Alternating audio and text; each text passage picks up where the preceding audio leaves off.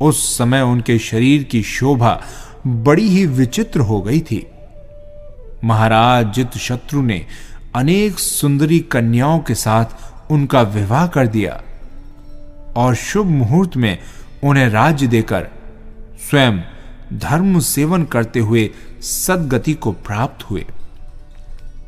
भगवान अजितनाथ ने राज्य पाकर प्रजा का इस तरह पालन किया कि उनके गुणों से मुग्ध होकर उनके मन से वे महाराज जितशत्रु के स्मृति भी मिट गई।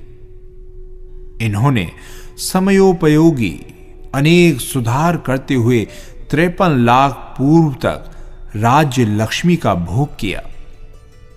एक दिन भगवान अजितनाथ महल की छत पर बैठे हुए थे कि उन्होंने चमकती हुई बिजली को अचानक नीचे गिरकर नष्ट होते देखा। उसे देखकर उनका हृदय विषयों से विरक्त हो गया। वे सोचने लगे कि संसार का हर एक पदार्थ इसी बिजली की तरह क्षणभंगुर है। मेरा ये सुंदर शरीर और ये मनुष्य पर्याय भी एक दिन इसी तरह नष्ट हो जाएंगे। जिस उद्देश्य के लिए मेरा जन्म हुआ था उसके लिए तो मैंने अभी तक कुछ भी नहीं किया। खेद है कि मैंने सामान्य अज्ञ मनुष्यों की तरह अपनी आयु का बहुभाग व्यर्थ ही खो दिया। अब आज से मैं सर्वथा विरक्त होकर दिगंबर मुद्रा को धारण कर वन में रहूंगा, क्योंकि इन रंग बिरंगे महलों में रहने से चित्त को शांति नहीं मिल सकती। इधर इनके चित्त में ऐसा विचार हो रहा था, उधर लौकांतिक देवों के आसन कांपने लगे। आसन कांपने से उन्हें निश्चय हो गया था कि भगवान अजितनाथ का चित्त वैराग्य की ओर बढ़ रहा है। निश्चय अनुसार वे शीघ्र ही इनके पास आए और तरह तरह के सुभाषणों से इनकी वैराग्य धारा को अत्यधिक प्रवर्धित कर अपने अपने स्थान पर चले गए। उसी समय तप कल्याणक का उत्सव मनाने के लिए वहां समस्त देव आ उपस्थित हुए। सबसे पहले भगवान ने अभिषेक पूर्वक अजीत सेन नामक पुत्र को राज्य का भार सौंपा और फिर अनाकुल हो वन में जाने के लिए तैयार हो गए। देवों ने उनका भी तीर्थ जल से अभिषेक किया और उन्हें तरह तरह के मनोहर आभूषण पहनाए। अवश्य पर उनकी इस राग वर्धक क्रिया में भगवान को कुछ भी आनंद नहीं मिला। वे सुप्रभा नामक पालकी पर सवार हो गए। पालकी को मनुष्य, विद्याधर और देवलोग क्रम क्रम से अयोध्या के सहेतुक वन में ले गए। वहां वे सप्तवर्ण वृक्ष के नीचे एक सुंदर शिला पर पालकी से उतरे।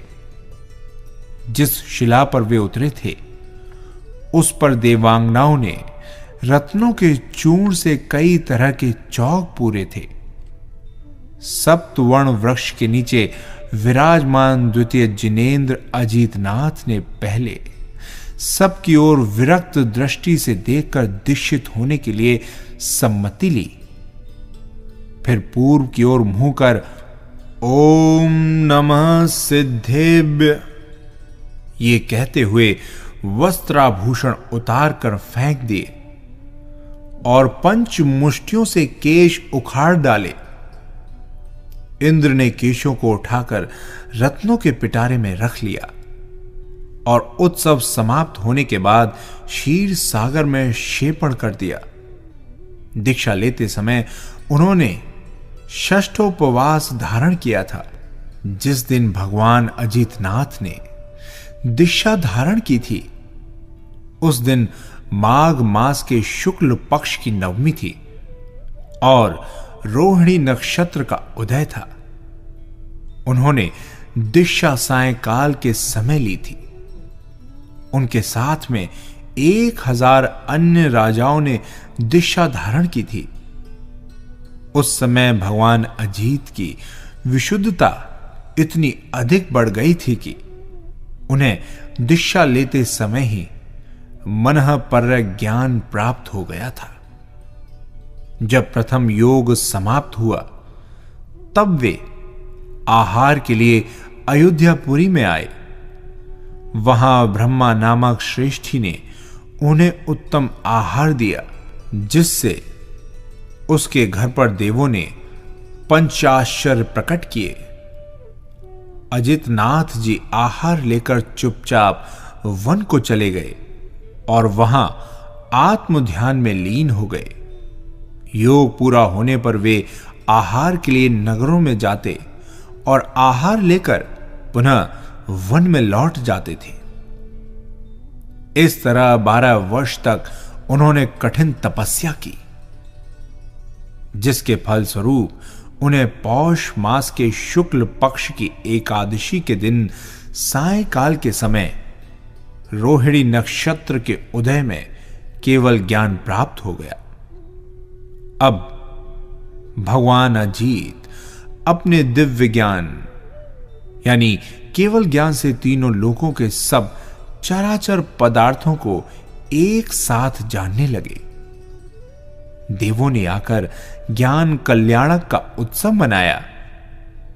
इंद्र की आज्ञा पाकर धनपति कुबेर ने विशाल संवत्सरण की रचना की।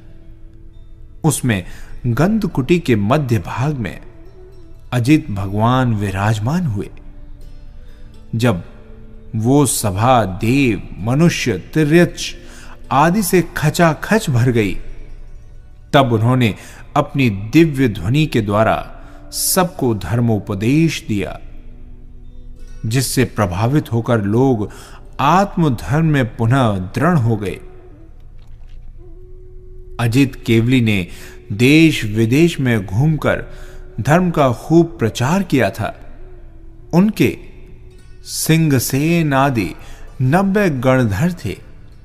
3750 पूर्वधारी, 21,600 शिक्षक, 9,400 अवधि ज्ञानी, 20,000 केवल ज्ञानी, 20,400 विक्रिया रिद्धि वाले, 12,450 मनःपर्य ज्ञानी और 12,400 अनुत्तरवादी थे।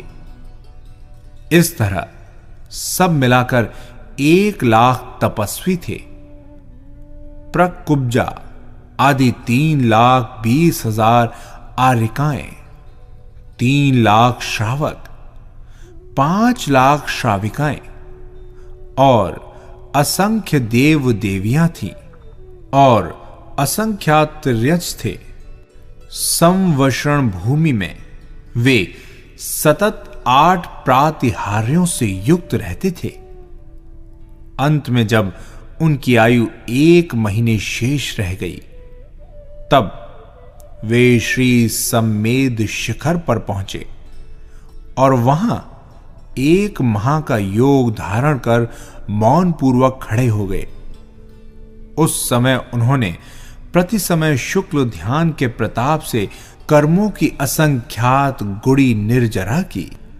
दंड, प्रतर आदि समुद्घात से अन्य कर्मों का क्षय कर उन्होंने चैत्र शुक्ला पंचमी के दिन रोहिणी नक्षत्र के उदय में प्रातःकाल के समय मुक्ति धाम को प्राप्त किया। वे सदा के लिए सुखी स्वतंत्र हो गए। भगवान अजितनाथ की कुल आयु 72 लाख पूर्व की थी और शरीर की ऊंचाई 450 धनुष की थी। इनके समय में सगर नाम का द्वितीय चक्रवर्ती हुआ था।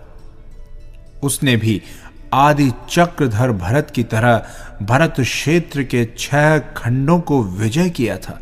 अब प्रासंगिक होने से यहां उनके चरित्र का वर्णन नहीं किया गया है। भगवान अजितनाथ के हाथी का चिन्ह था।